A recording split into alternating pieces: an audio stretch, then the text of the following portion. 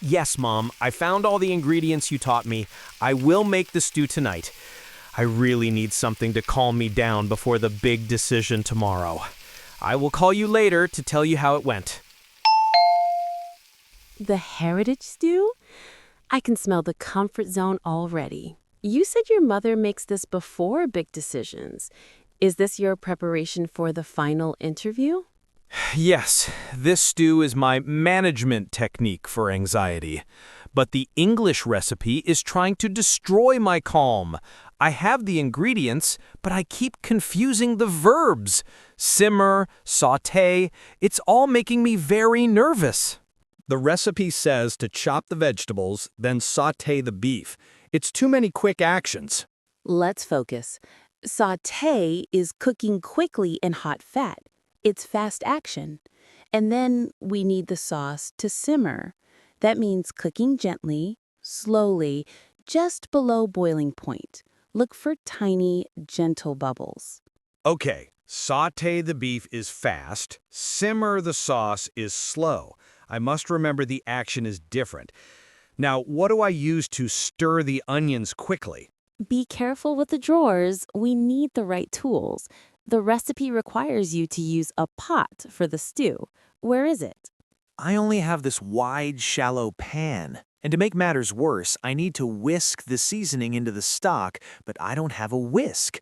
I also need the correct measuring cups for the milk. A pan is for frying. A pot is deep for liquids. You must have a pot. And a whisk is crucial for aeration. This is a common problem in a new apartment. We need a plan.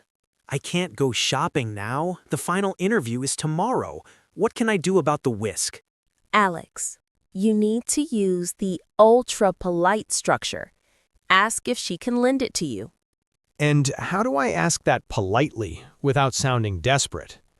Use this structure. I'm sorry to bother you, but could you possibly lend me a whisk? The possibly is key. I'm sorry to bother you, but could you possibly lend me a whisk? Perfect. Now go. Hello, I'm Alex. I live next door. I'm sorry to bother you, but I have a small emergency in the kitchen. Hi, Alex. Sure. What do you need? I need to whisk the eggs and seasoning. Could you possibly lend me a whisk for an hour? I will return it immediately. Oh, a whisk. Of course. You should have asked sooner. Here you go. Enjoy your stew. Thank you so much. I really appreciate the help. I owe you a favor. Perfect. Now that we have the right pot and the whisk, the stress is gone. Final steps.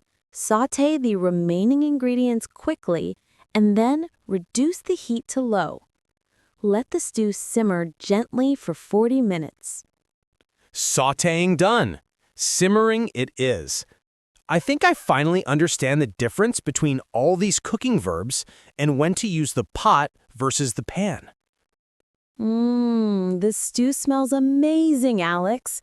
The patience paid off. You successfully navigated the entire process. Alex survived the kitchen. He learned that communication is essential, whether you're asking your neighbor to lend a whisk or knowing the difference between a sauté and a simmer.